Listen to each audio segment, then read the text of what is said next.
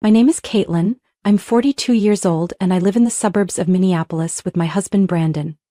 On paper, I'm a full-time housewife. What few people know is that behind that quiet facade, I'm the CEO of a medical equipment distribution company that brings in millions of dollars in revenue each year. My salary is around $145,000 a year, but Brandon has never had a clue. We met at a friend's gathering when I had just turned 30. Back then, Brandon was a warm, attentive man with a charming way of speaking. He noticed every little detail, like how I held my coffee cup with my left hand, or the way my eyes lit up when my favorite song was mentioned. I used to think, if I could spend my life with someone like that, it would be the greatest blessing. We got married after nearly a year of dating. At first, I truly believed I had chosen the right person, but that seemingly lasting happiness began to fade when Brandon started showing his true self. He began making excuses not to change jobs, even though his current salary barely covered basic expenses. When I gently offered suggestions, he brushed them off, sometimes even saying, "Don't try to make me live by your standards. I'm not your employee."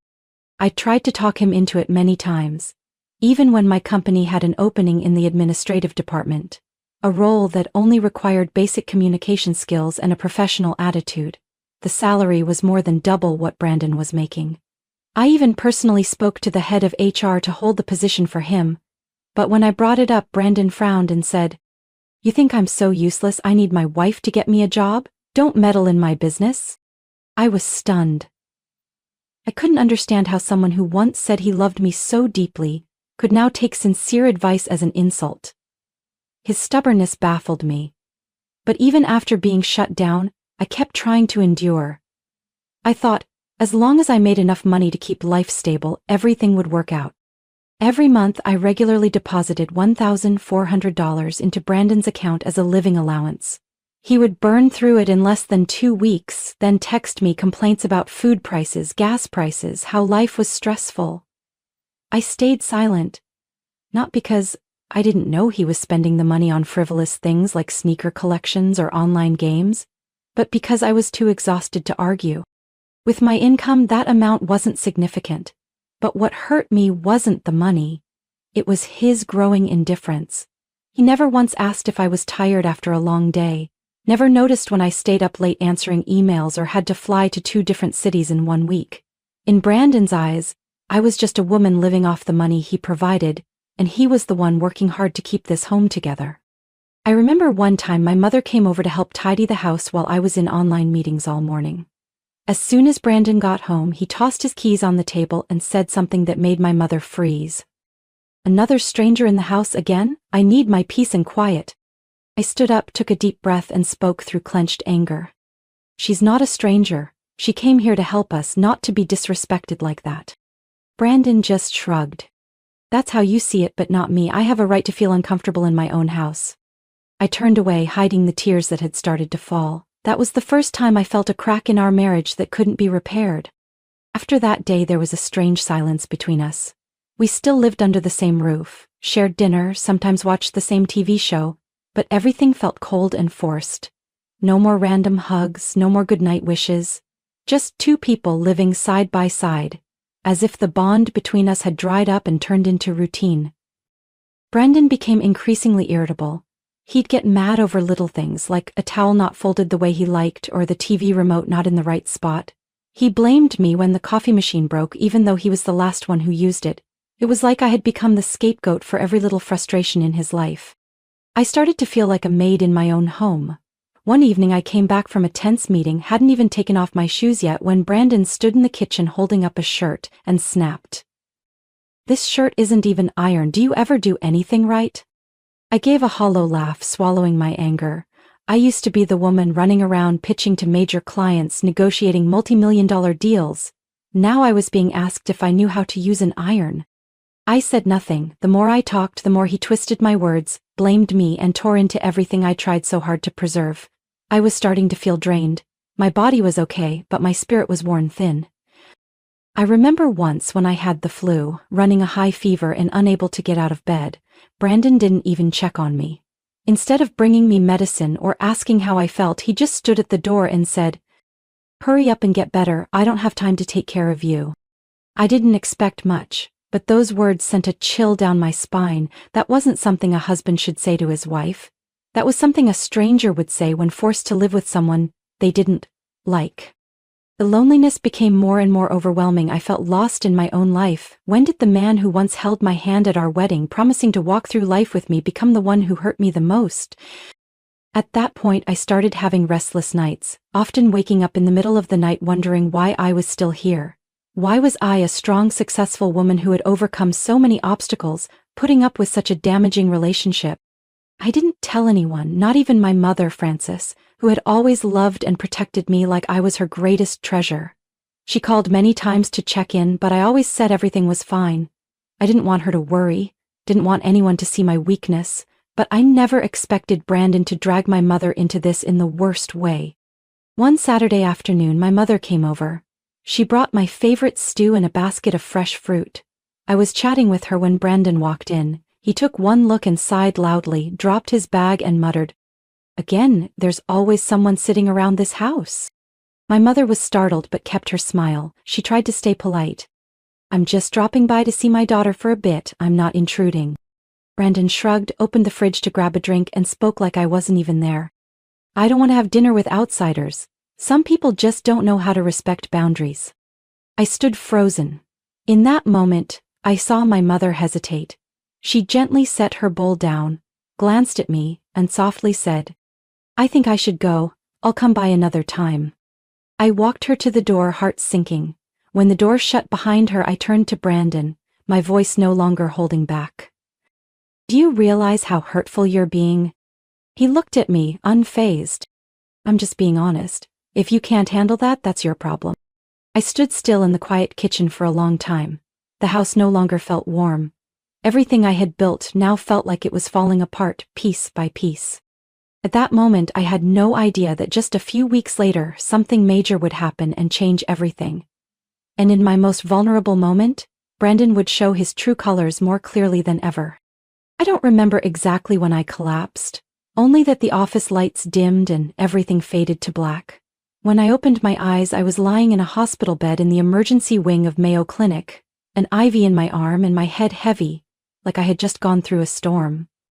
The doctor said I had fainted due to prolonged exhaustion and needed further tests because some of my readings were unusual. I didn't think much of it at the time. I had always been strong, used to a fast-paced life, and figured I'd be fine after a few days of rest. But 2 days later, I was brought into a private room to hear the diagnosis. "We found a tumor in your pancreas," the doctor said, looking straight at me. "Fortunately, we caught it early, but you'll need to start treatment immediately. This won't be easy." I heard his voice, but everything else sounded muffled. The ground beneath me felt like it was slipping away. I wasn't afraid of the illness. I was afraid of facing it alone. That night, I texted Brandon, briefly saying I was in the hospital and needed to talk. He didn't reply. I called. His phone rang, then went to voicemail. Not a single message, not a word of concern. I began treatment without him by my side. The infusions drained my body. My taste buds faded and my hair started falling out. Every time I looked in the mirror, I saw a different woman. Frail, pale, but with eyes still burning with life. I kept fighting, not just for myself, but because I knew there was still something I hadn't let go of. I couldn't let Brandon walk out of my life that easily. He didn't deserve that. For 2 weeks, I fought alone in the hospital, without a single family member in sight. I lied to my mother, telling her I was on a business trip so she wouldn't worry. But then on a Thursday afternoon, Brandon showed up. I thought I was dreaming.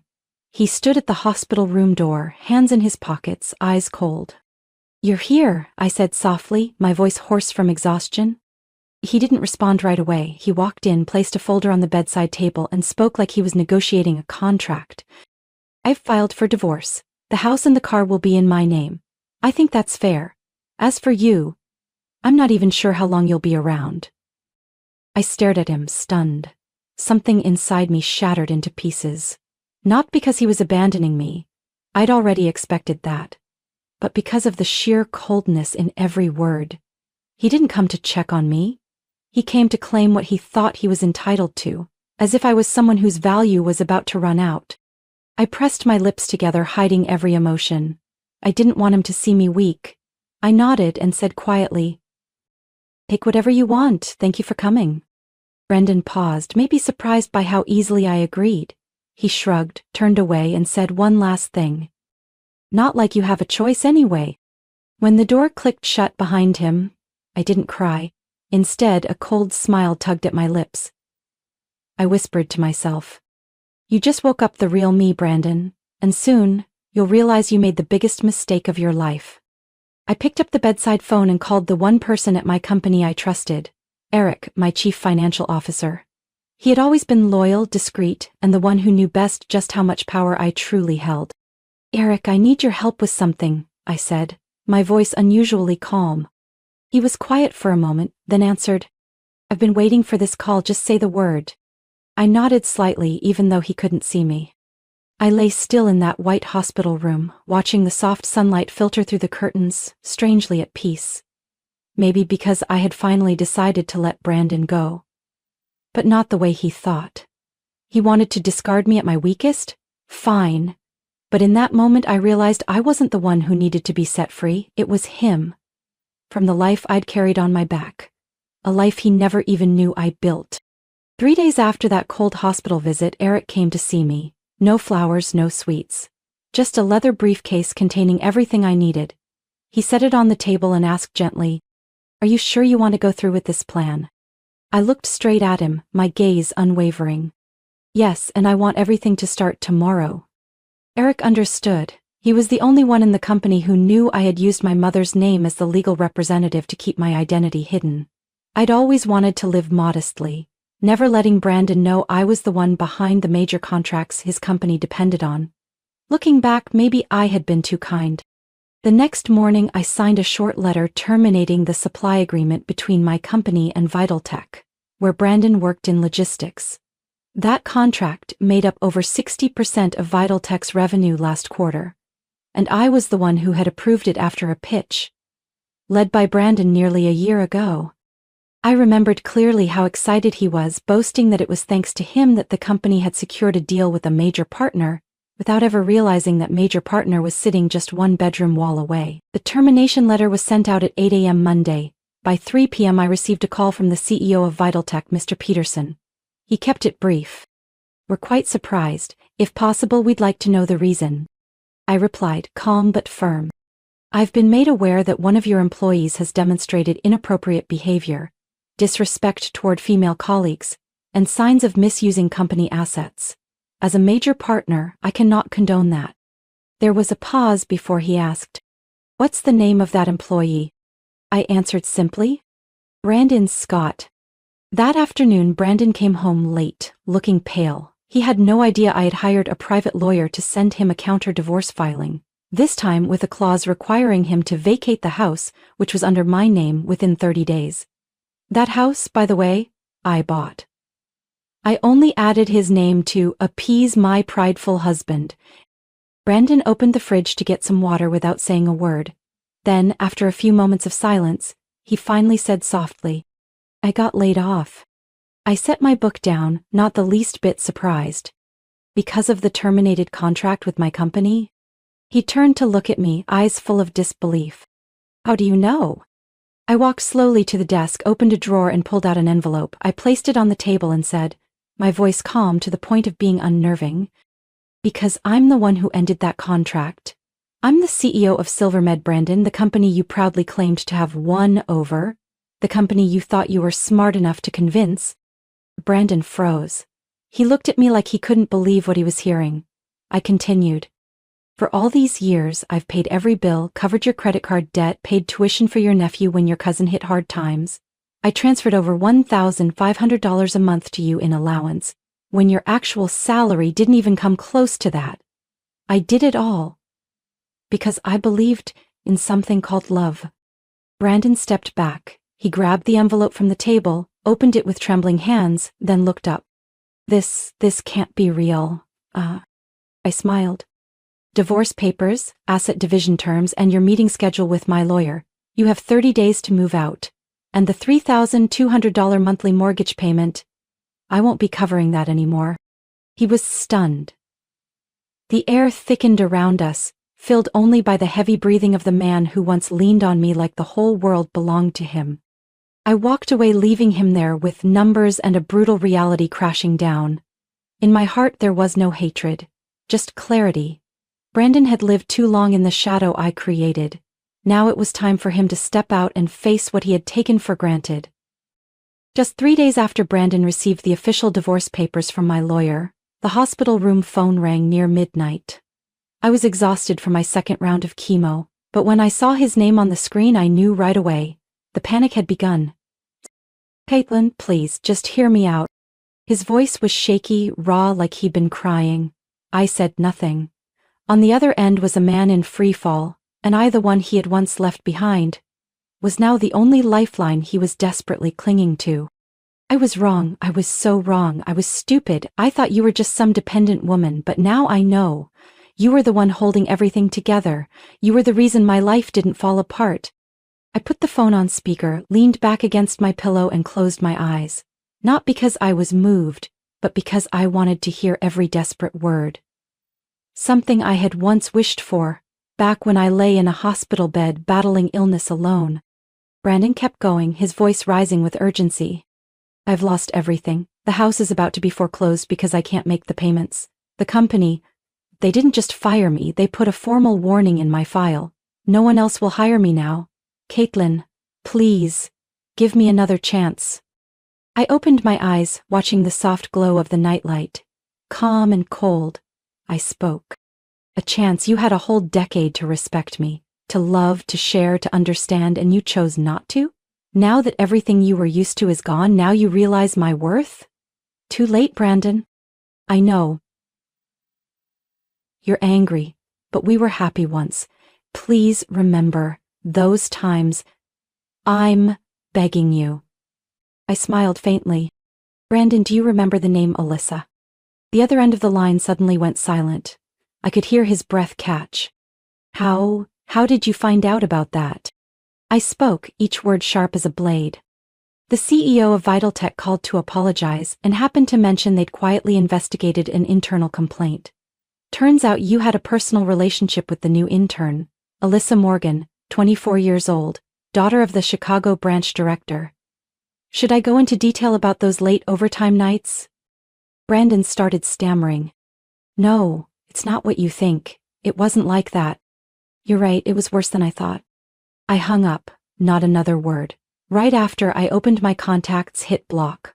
I also emailed my lawyer requesting a no-contact clause during the divorce proceedings, and began preparing a civil suit for breach of marital duty. In the state of Minnesota, with proof of infidelity, the betrayed spouse can file for emotional damages, and I had plenty. The next morning, my lawyer Eliza Harper came to the hospital. She showed me a stack of screenshots from conversations between Brandon and Elisa. Flirtatious messages, hotel meetups, even selfies taken in the Vitaltech office, all time-stamped and geotagged. I wasn't shocked, I just felt relieved. Every suspicion I'd pushed aside now had a name. "I've sent a formal demand for $85,000 in damages," Eliza said. "He'll likely contest it, but with this evidence, the court will be on your side." I nodded, not because I needed the money, but because I needed my dignity placed where it belonged. A week later, I was discharged temporarily for at-home monitoring.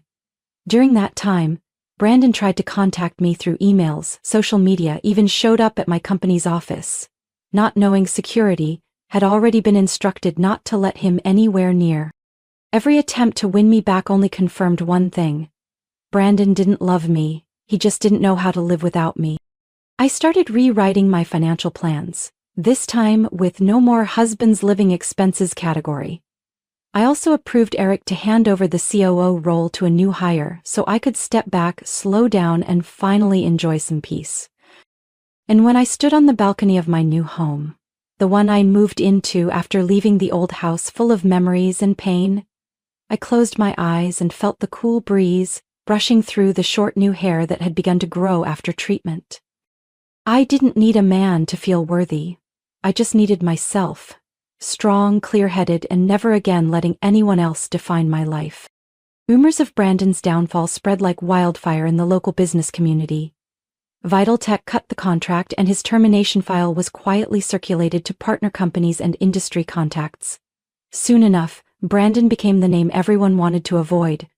A logistics employee caught in a scandal, and facing legal consequences for breach of marital duty. With no home to return to, Brandon moved in temporarily with an old friend in a cheap apartment complex in Brooklyn Park. A few weeks later, I heard he sold the car he once proudly called his symbol of freedom. Part of the money went toward paying off credit card debt, the same cards he had used so freely to buy gaming gear and lavish meals.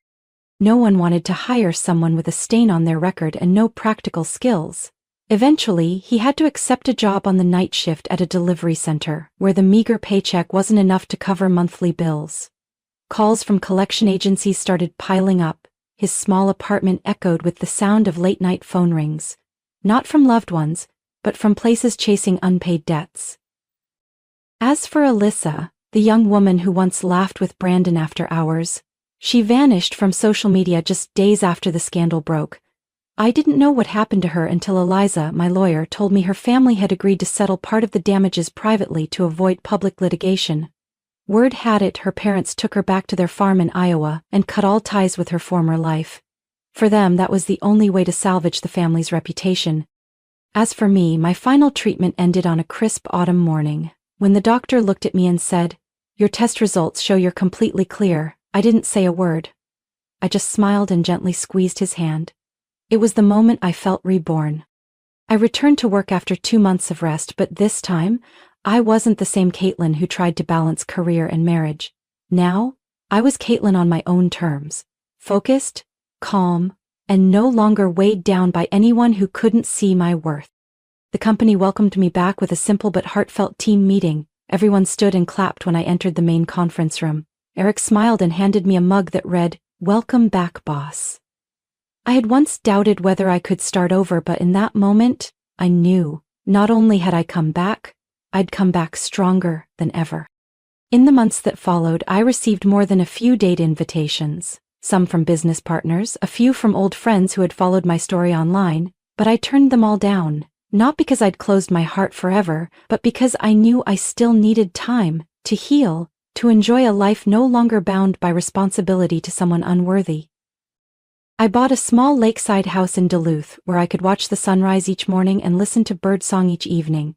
It wasn't grand, not as luxurious as the old house, but it was my space, peaceful, whole, and no one entered unless invited. One weekend afternoon while I was brewing tea in the kitchen, Eric stopped by. We sat on the porch, watching the lake shimmer under the golden sunset. "Have you thought about getting married again?" he asked, half teasing. I looked at him and smiled softly. "Not right now, maybe someday, but for now I'm happy like this." He nodded, saying nothing more. The breeze carried the scent of pine and damp earth, and in that moment I knew. I hadn't just overcome Brandon or the illness. I had overcome the fear that once kept me silent too long. I took a sip of hot tea, thinking quietly to myself. In the end, I became the one who wrote the final chapter of my story. From my own journey, I've learned that resilience doesn't come from moments of strength, but from the times we rise after being pushed to our lowest. I once gave my heart to someone unworthy, once sacrificed in silence without recognition.